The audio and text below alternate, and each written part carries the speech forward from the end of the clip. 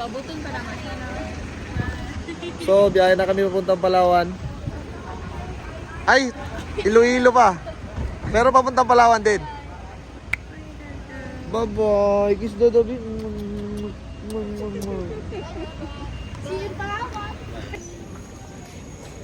Selamat, Ter. Yes. Dylan. Anong binili mo pa sa lubong para sa mama mo? Kumelo. Oy. M16 ko baka malaglag. Dylan. Di ba paglaki mo gusto mo maging beauty queen? Ayaw. Ha? Ayaw po. Ayaw mo? Sabi mo sa akin gusto mo maging beauty queen? Hindi po. Sabi mo kanina sa babae? Hindi. Sabi niya, go, go. Follow your dreams. Sakay na tayo ng aeroplano. Ilang oras ba to? Mga... Ilang oras? Iloilo? Mga 45 minutes. 45 minutes lang, saglit lang. Makikita mo na yung nanay mo. Yung lipstick mo at saka yung makeup kit mo, nadala mo na. Wala po. Iniwan mo? Grill lang po gano'n. Sayang.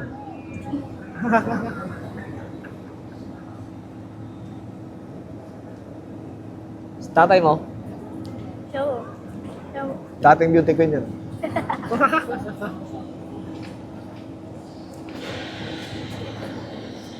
Shoutout nga pala sa lahat ng mga fans ng motocross riders dyan sa Iloilo. Papunta na kami ni Dylan pag yan dyan. So, kita-kits tayo bukas. Bukas ang karera dyan. First hit, tapos second hit sa susunod na araw. Kaya, yun. Sayang hindi ako makakalaro kasi galing kami sa hospital kanina.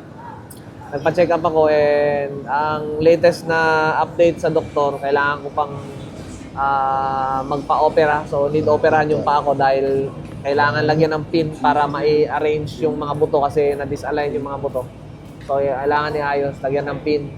So, medyo mas mapapaganda yung recovery ko kapag nilagyan ng pin. Kaya yun ang gagawin natin. Kahit nung una gawin. Tapos nag-drain na rin ng tubig sa tuhod ko kanina. Kaya medyo masakit pa yung tuhod ko ngayon.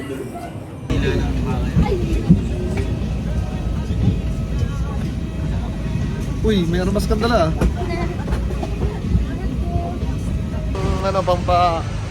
Pambili ng merienda si Kuya. Ito lo.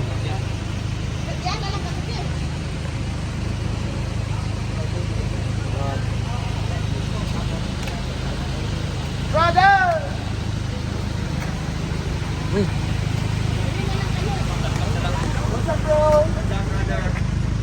Dadaan ko, wala na ako lang. Kaya naman lang.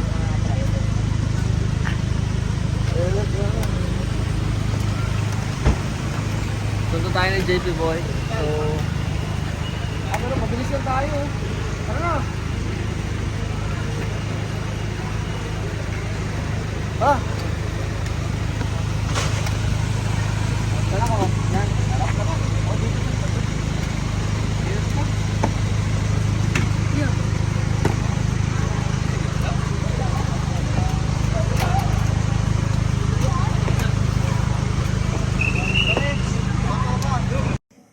Kinabukasan nga ay dinala tayo ni JP dito sa kaibigan niya kay Boss Shock. So, pinakilala niya tayo kay Boss Shock. Siyempre, si Boss Shock naman, napakabait na tao at tinuruan tayo ng mga maraming bagay. Binigyan tayo ng advice sa buhay. Tinuruan tayo kung ano yung magandang maging prinsipyo, no? Kapag kailangan mong magtaguyod ng pamilya at siyempre, mabigyan ng magandang future yung mga anak mo. So, andito naman tayo ngayon sa man cave ni Boss Shock. So, pinakita niya yung mga laruan niya at saka yung mga collection niya sa atin. Ayun mga labubo ba yan? Hindi yung labo mo. Supreme na yung Jeffrey Orleans. KTM. Gusto mo mag-KTM? Ay.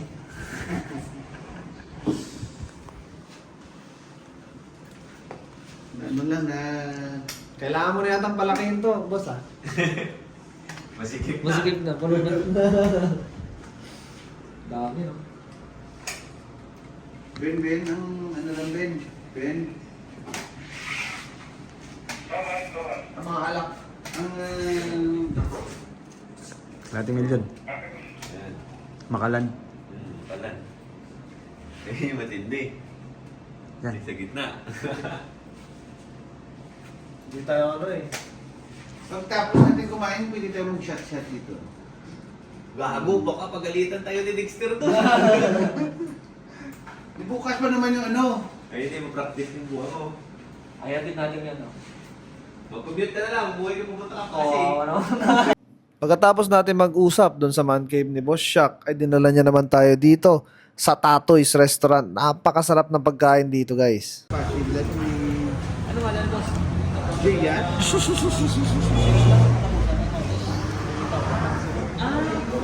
Anong pangalan ng kainan? Tutoy's? Tatoy's. Nandito kami sa Tatoy's. Dinala kami ni Boss Shock dito para kumain ng special chicken. Specialty ito dito. Kakain ka? Boss, may nakita kami bilang vlog, ara. Ayan. At pagkatapos na masarap na kain natin dun sa Tatoy's, ay dumiretso ulit tayo dito sa man cave ni Boss Shock para mag-relax konti bago pumunta sa racetrack. Daming laruan, no? May ano yan boss sa likod ng ano, may certificate. Ah, may terma ganyan, ha? Perma na. Pato lamang. Ay, Ito. Amo na sa boss ang nag-ubra. Yan yung gumawa niya. Yan yung creator niya, Astro Boy. Yung papa ni Astro Boy. Yan yung ano niya, certificate. Ito yung certificate sa likod. Certificate of authenticity. Roberto B. Castro dito. Castro? Ibalik pala eh, tubag. Ano, 5 out. 5 out of Oh, 5. Number 5 na siya. Oo, 5 out of 5. Nakahabol ako. Pag mga kwanto boss, yung mga boss. Grabe, magkano yan, boss? Certificate, no? Magkano yan? Tatawa yan, di Basta sa mga nakakaalam na lang. Alam nyo na yan. What's up, guys? Race day today and we are watching the race. So, nandito na tayo sa racetrack and nakatambay tayo nga sa stage. Kasama natin sila Mayor kasi hindi tayo kakarera. Unfortunately, hindi tayo makakalaro. Sayang naman. Pero at least nandito tayo ngayon. Inibitahan pa rin tayo ni Mayor na pumunta even though hindi tayo maglalaro. Ganun kasi talaga yan eh, no? Yun yung mga malulupit na mga organizer. Yun yung talagang tatatak sa isipan ng isang rider. Kasi yung mga ibang organizer, pag hindi ka na kailangan, tablado ka na. Gentleman's agreement. Gentleman's agreement, yun, tama yun. Every year pumupunta ka, sinusuportahan mo sila. At ngayon naman na na-injured ka, ikaw naman ang susuportahan nila. So napakaganda. Maraming salamat po kay Mayor Stephen Palmares. Boss, pwede baka...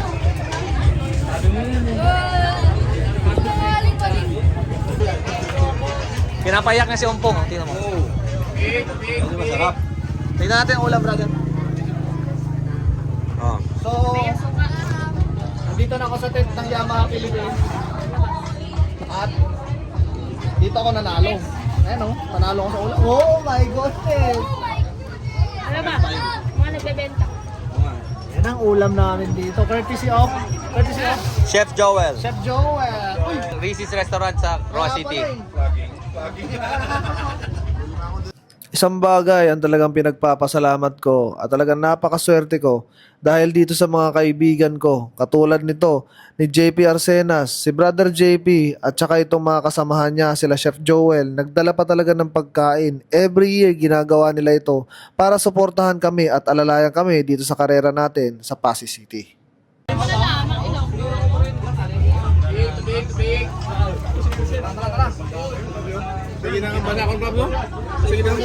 And after a very exciting day of racing, syempre, inasikaso naman natin itong mga fans na gusto magpa-picture at gusto magpa-autograph. Maraming salamat po sa lahat ng mga fans at lahat ng mga motocross enthusiasts na nandito at nanood at pumunta sa akin at bumili ng mga merch natin dito sa Pasig City Motocross. for the executive board up. Kaya maraming salamat sa lahat ng mga fans natin dito sa Pasig City kasi tuloy-tuloy pa rin ang suporta nila sa atin kahit di tayo kumarera. Bigyan kayo salamat. And the champion, we have Meron po. Aliacion.